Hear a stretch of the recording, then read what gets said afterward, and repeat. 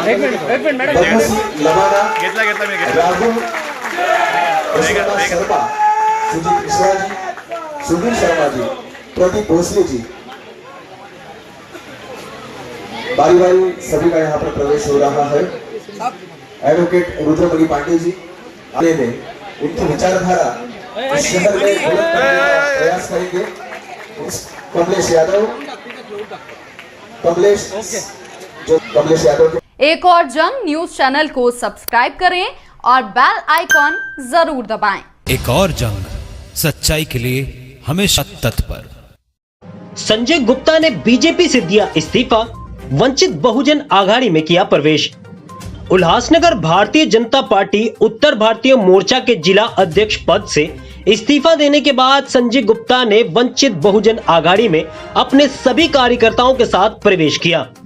12 वर्षों तक भाजपा में रहे संजय गुप्ता ने कहा कि भाजपा में रहते हुए मैंने देखा कि उल्लासनगर के विकास के लिए हजारों करोड़ रुपए आए, लेकिन यहां केवल भ्रष्टाचार हुआ।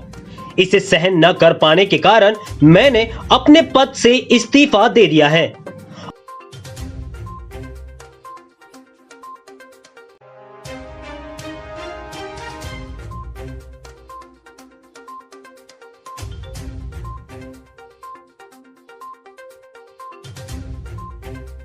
एक मिनिट मॅडम लवाना घेतला मी राहुल शर्मा, सुजीत मिश्रा जी, सुधीर शर्मा जी, प्रदीप भोसले जी,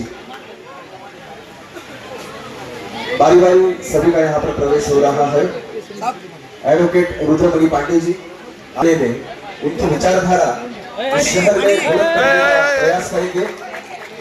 कमलेश यादव, कमलेश यादव के बाद बल्लू सिंह लवाना, राहुल जी शर्मा,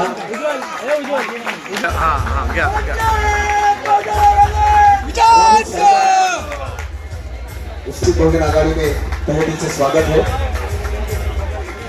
सुधीर शर्मा जी,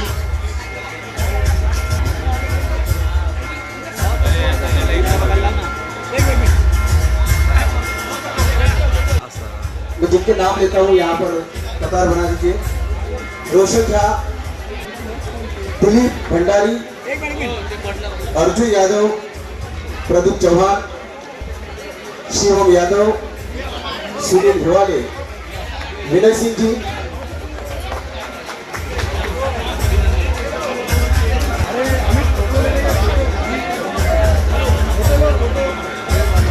अमित मिश्रा, ओपी पाठक, विनोद मोरे प्रवेश करता है।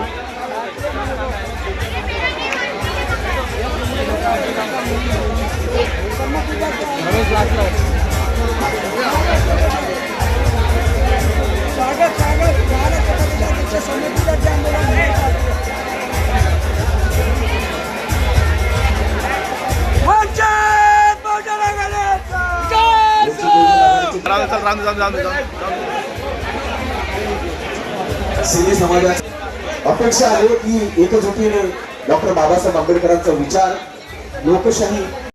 भारत के संविधान के रचयिता डॉक्टर बाबा साहब आम्बेडकर को नमन करता हूं, उनसे आशीर्वाद लेता हूं और मंच पर बैठे मेरे सभी प्रमुख अतिथि, उन सभी को मैं आशीर्वाद लेता हूं। आज मित्रों, मेरा नाम, मैं अपना नाम बता रहा हूं आपको, मेरा नाम संजय गुप्ता है और मैंने आज पक्ष प्रवेश किया वंचित बहुजन आघाड़ी में। जैसा कि आपको पता है कि 4 दिन पहले भारतीय जनता पार्टी का मैं मोर्चा का जिला अध्यक्ष था और मैंने वो पद अपना इस्तीफा देकर, पद अपना मैं त्याग कर आज मैं वंचित बहुजन आघाड़ी में प्रवेश किया। मैंने काफी सालों से भारतीय जनता पार्टी के साथ काम किया। 2012 से मैं भारतीय जनता पार्टी के साथ काम कर रहा हूं, लेकिन मुझे पक्ष छोड़ने पर, पक्ष जो मैंने ये छोड़ा, ये ऐसे ही नहीं छोड़ा मैंने पक्ष, क्योंकि उल्लासनगर की जनता त्रस्त हो गई थी। शहर में कोई विकास नहीं हो रहा था, शहर को सिर्फ लूटा जा रहा था। मैं पार्टी में रहते हुए सारे इनके करतूत को देखता था, मुझसे सहन नहीं हो रहा था कि 5 साल में उल्लासनगर में काफी पैसा आया है। पिछले 2 साल में ही उल्लासनगर के विकास के नाम से 2000 करोड़ रुपया उल्लासनगर में आया है, लेकिन उल्लासनगर की क्या दयनीय स्थिति है आप खुद देख सकते हो। उल्लासनगर में बहुत ही रिश्वतखोरी, कहीं ना कहीं कमीशन खोरी, कोई भी काम अगर देना हो तो उसका बहुत बड़ा कमीशन होता था हमारे आमदार साहब का। इसी के चलते, कमीशन खोरी के चलते रोड का जो हालत है ये इसका जीता जागता उदाहरण है। काम शहर में कुछ भी नहीं हो रहा, सिर्फ टेंडर पास हो रहा है, कागजों पे काम हो रहा है। तो ये कहीं ना कहीं मेरे मन में गिनता आई और मैंने अपना त्याग पत्र दे दिया। मित्रों, मैं बहुत गरीब परिस्थिति में उल्लासनगर में मैं आया था। मैं कोई बहुत बड़ा धनाढ्य नहीं हूं, मैं आपकी तरह मीडियम क्लास और बहुत ही छोटा इंसान हूं, लेकिन मैं उल्लासनगर में आके पिछले 25 साल से मैं उल्लासनगर में, और मैंने काफी मेहनत किया। कोई मेरा गलत धंधा नहीं, कोई किसी का जगह हड़पना नहीं, किसी से हमने कोई रिश्वत नहीं लिया, सिर्फ अपने मेहनत के दम पे और आप लोगों के आशीर्वाद के दम पे मैंने आज आपके सामने यहाँ पर खड़ा हूँ। तो मुझे गरीब क्या होता है, गरीबी क्या होती है मुझे पता है। मैंने बहुत बुरे दिन देखे हैं, बहुत बुरे दिन। आज मैं अगर किसी का लाइट का बिल भरता हूं तो मुझे पता है कि मैं 4 महीना आपको मैं बिना लाइट का, मुझे एहसास है कि गरीब क्या होता है।